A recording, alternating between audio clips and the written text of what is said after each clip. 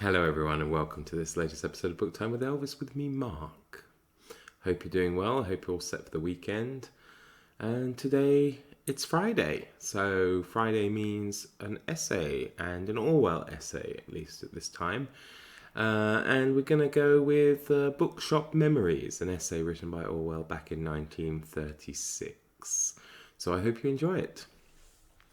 Bookshop Memories, 1936.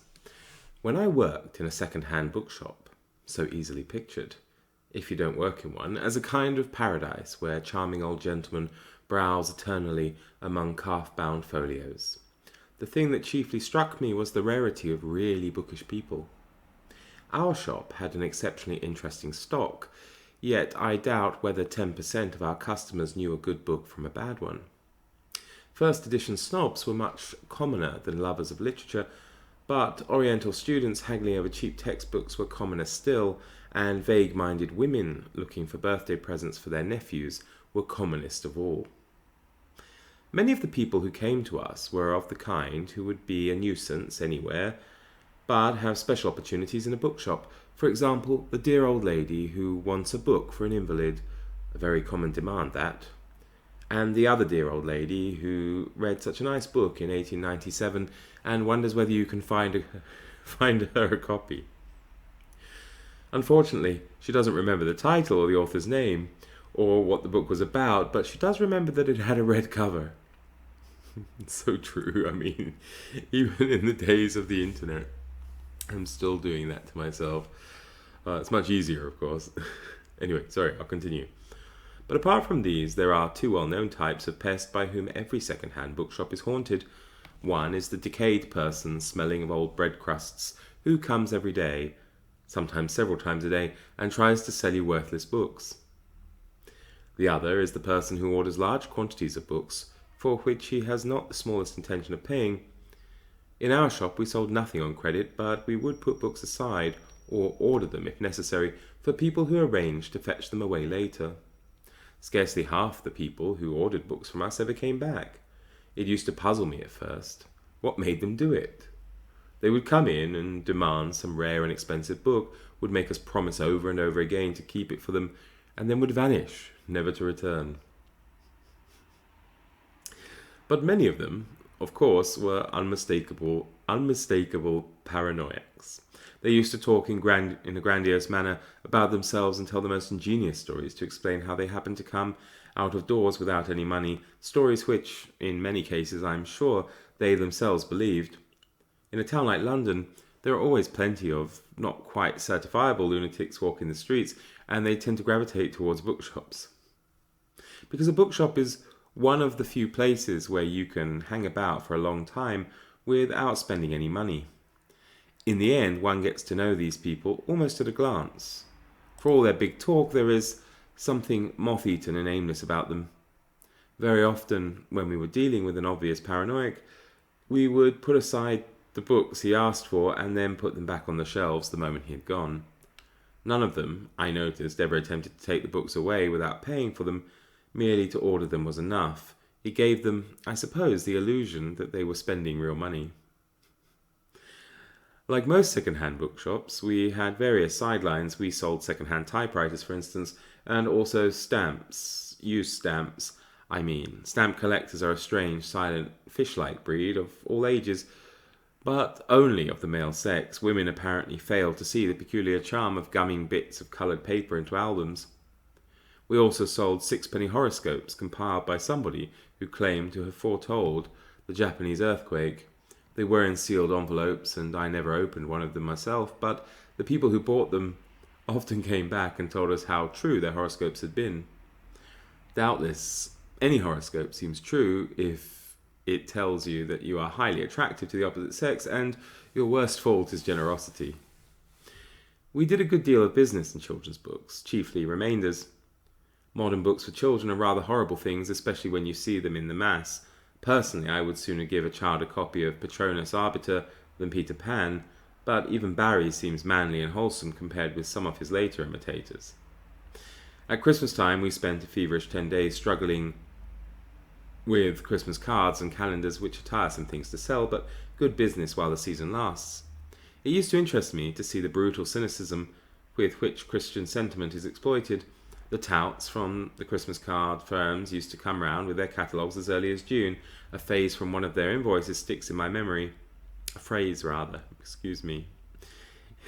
It was 24 infant Jesus with rabbits. But our principal sideline was a lending library, the usual tuppenny no deposit library of 500 or 600 volumes, all fiction. How the book thieves must love those libraries. It is the easiest crime in the world to borrow a book at one shop for twopence, remove the label and sell it at another shop for a shilling. Nevertheless, booksellers generally find that it pays them better to have a certain number of books stolen, we used to lose about a dozen a month, than to frighten customers away by demanding a deposit. Our shop stood exactly on the frontier between Hampstead and Camden Town, and we were frequented by all types, from baronets to bus conductors. Probably our library subscribers were a fair cross-section of London's reading public. It is therefore worth noting that of all the authors in our library, the one who went out the best was Priestley, Hemingway, Walpole, Woodhouse, no, Ethel M. Dell, with Warwick Deeping a good second, and Geoffrey Farnell, I should say, third. Dell's novels, of course, are read solely by women, but by women of all kinds and ages, and not, as one might expect, merely by wistful spinsters and the fat wives of tobacconists.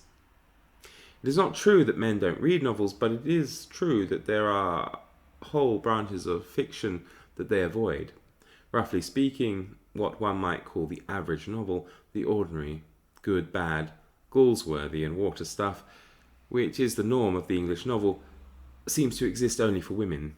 Men read either the novels it is possible to respect or detective stories. But their consumption of detective stories is terrific. One of our subscribers, to my knowledge, read 4 or 5 detective stories every week for over a year, besides others which he got from another library. What chiefly surprised me was that he never read the same book twice.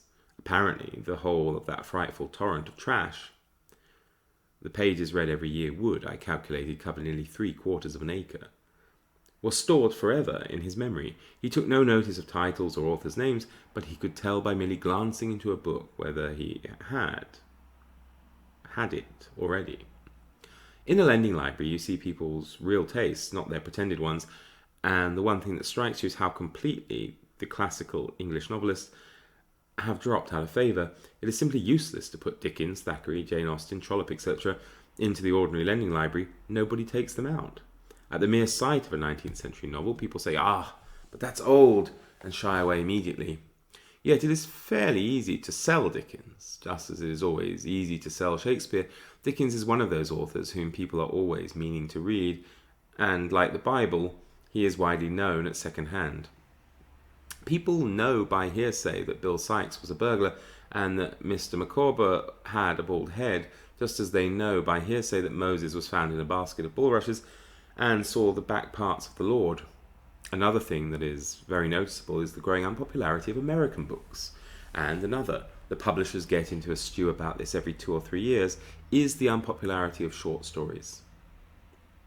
It's very interesting. I mean, whether you agree with what Orwell says or not, it's very interesting to see his perception of things back in the mid-1930s and whether or not that's changed today. The kind of person who asks the librarian to choose a book for him nearly always starts by saying, "I don't want short stories," or "I do not desire little stories," as a German customer of ours used to put it. If you ask them why, they sometimes explain that it is too much fag to get used to a new set of characters with every short story. They like to get into a novel which demands no further thought after the first chapter. I believe, though, that the writers are more to blame here than the readers. Most modern short stories, English and American, are utterly lifeless and worthless, far more so than most novels. The short stories which are stories are popular enough. Read D.H. Lawrence, whose short stories are as popular as his novels. Would I like to be a bookseller, de métier? On the whole, in spite of my employer's kindness to me and some happy days I spent in the shop, no. Given a good pitch and the right amount of capital, any educated person ought to be able to make a small, secure living out of a bookshop. Unless one goes in for rare books, it is not a difficult trade to learn, and you start at a great advantage if you know anything about the insides of books. Most booksellers don't. You can get their measure by having a look at the trade papers where they advertise their wants. If you don't see an ad for Boswell's Decline and Fall, you are pretty sure to see one for The Mill on the Floss by T.S. Eliot.